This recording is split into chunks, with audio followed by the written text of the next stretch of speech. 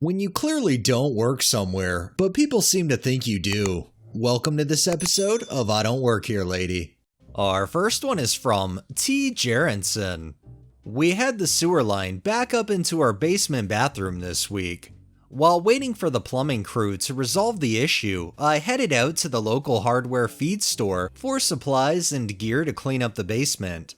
Walking in, I said hi to the cashier and headed back to grab some PPE and other supplies. As I reached the middle of the store, I passed a group of 3 staff, all wearing their red aprons with name tags, and a woman headed towards the front of the store.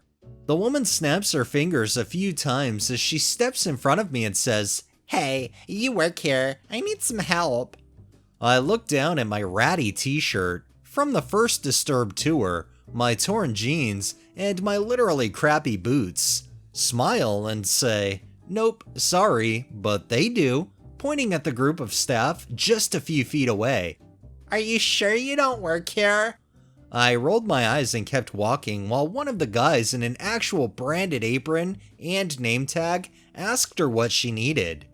I ran into the woman at the cash register where she had drifted into Karen land, arguing with the cashier about how they didn't have the right size of bag of feed she wanted. She wanted a 20-pound bag. They were out of 20-pound bags and offered to substitute for 5-pound bags, which wasn't good enough because it isn't the right size bag. I told her the store in the other end of town had the right size, so she left. I lied because they are hardware only, no feed, and are closed for renovations. I feel like if this Karen had a better attitude, she would have not only gotten the feed she needed at the store, taking that rain check type thing they were trying to do, but also wouldn't have been sent on a wild goose chase. This next one is by Spock9519. Here's a story from 1965 about Lee Trevino, who just turned pro that year. One day, shortly after joining the PGA Tour in 1965, Lee Trevino, professional golfer and happily married, was at his home in Dallas, Texas, cutting the grass on his front lawn, a duty he performed regularly. Later that day, a lady driving a big, shiny Cadillac stopped in front of his house and asked, "Excuse me, do you speak English?" Lee responded, "Yes, ma'am, I do." The lady then asked, "How much do you charge?" Lee replied, "Well, the lady in this house lets me sleep with her." The lady hurriedly put the car in gear and sped off. The best part is that lady probably sped off and then started spreading rumors of gossip because people like that, they like to spread a bunch of shit. This next one is from Evo SP 1100. This happened a few years ago, but it felt oh so satisfying.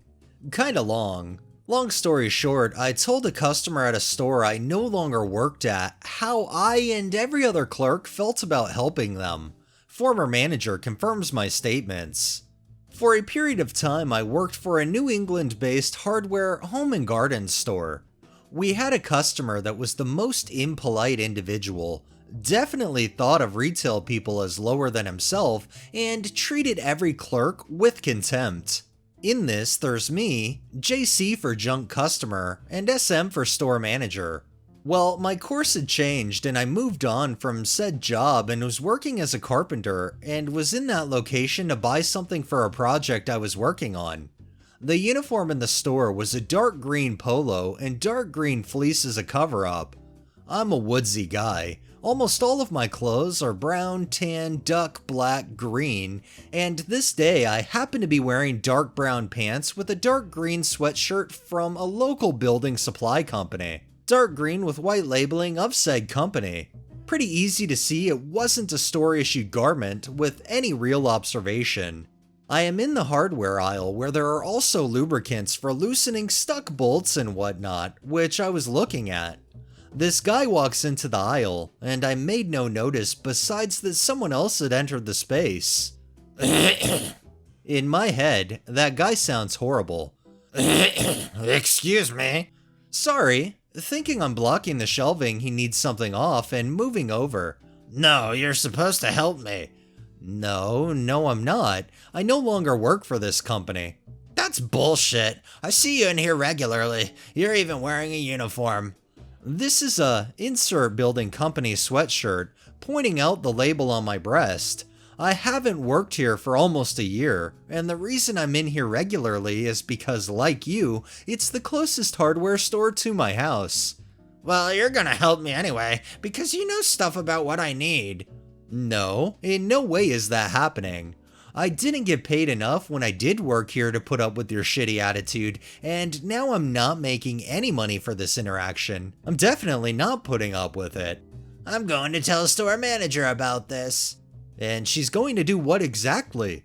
Hold your hand and tell you it'll be okay? She doesn't hold sway over me, or my actions in this moment, so good luck with that. I can't believe how rude you are. That's rich. Are you really that self-unaware? Have you ever not actually thought about why, when I did work here, I was the only one to help you? I'll clue you in. It's because nobody else wanted to, and I wanted to keep them from your condescension and entitled attitude. Now about this time, store manager had come around to find me as we had a good relationship and wanted to catch up. She heard a decent amount of what was said on the way over. As she walks into the aisle, junk customer turns to her and says, "Your so-called former employee is verbally abusing me and says that no one ever wants to help me because I'm a jerk." Well, store manager doesn't have much of a filter and responds with, "Well, he is a former employee and hasn't worked here for nearly a year, and frankly, customer, he's not wrong." The look on his face was priceless, and he just harumphed and told her that he would take his business elsewhere, which only got a simple, "You do that," from her. We had a good laugh, and the vindication from her coupled with the opportunity to say what I did was fantastic. You've gotta love people that are so clueless to how they are and how they project themselves as well as their attitude that when they're finally told exactly how it is, it's just, they can't take it. It's like a mental overload, but also a lot of denial.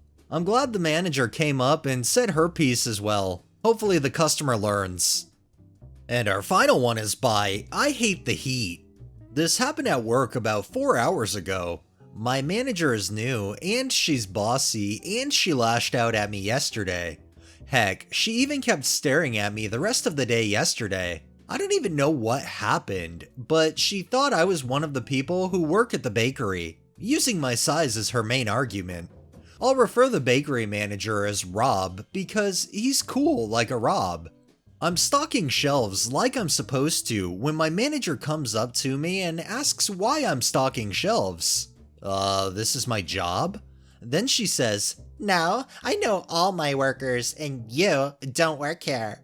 I asked her what she meant in my usual speech, which I'm filtering for Reddit because I swear a lot. She told me exactly this, with things super quiet. "I saw you working in the bakery. You're one of the other bakers. I mean, just look at yourself. You're clearly of the baker. And there's no way I can miss your working my shelves." Yes, she swore right at me and called me overweight with the 3-letter word.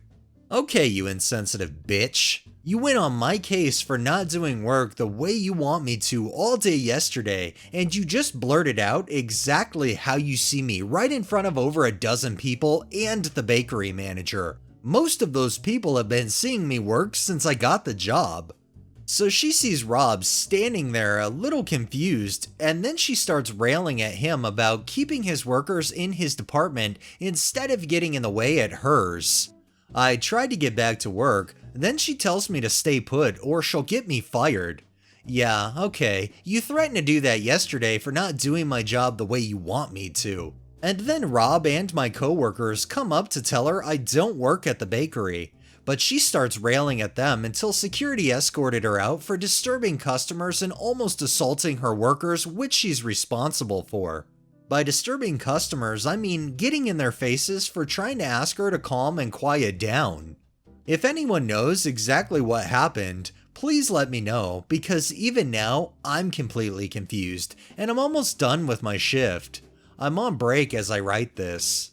Update. I got to work an hour ago. I'm on lunch break right now. HR is thoroughly investigating her, and Rob told me that she has a record of using. I don't know if I should be concerned, but I'm told not to expect to be working for or with her ever again.